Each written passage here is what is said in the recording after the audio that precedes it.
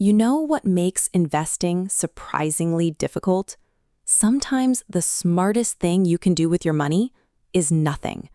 Imagine you start investing $200 every month. At first, you feel excited. You check your portfolio, you imagine what it could become. Then reality sets in. A few months pass, your account barely moves. The market drops, someone online claims they doubled their money with a stock you don't own. Suddenly, that $200 doesn't feel like an investment anymore. It feels like money you're sacrificing today for a future you can't see. And that's where delayed gratification becomes one of the most important skills an investor can develop. Human beings naturally prefer rewards we can enjoy now.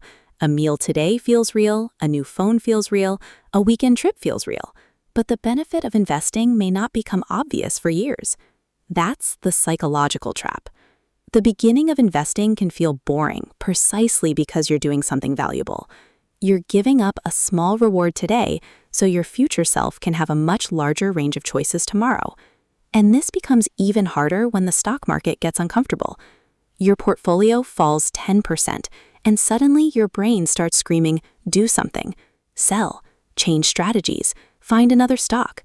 But sometimes the urge to act isn't coming from better information. It's coming from discomfort.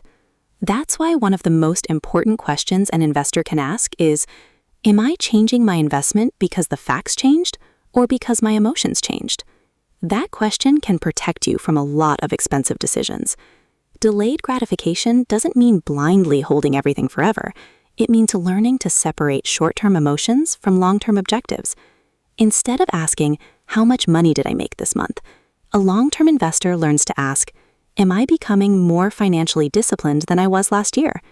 Because wealth building is often invisible before it becomes obvious.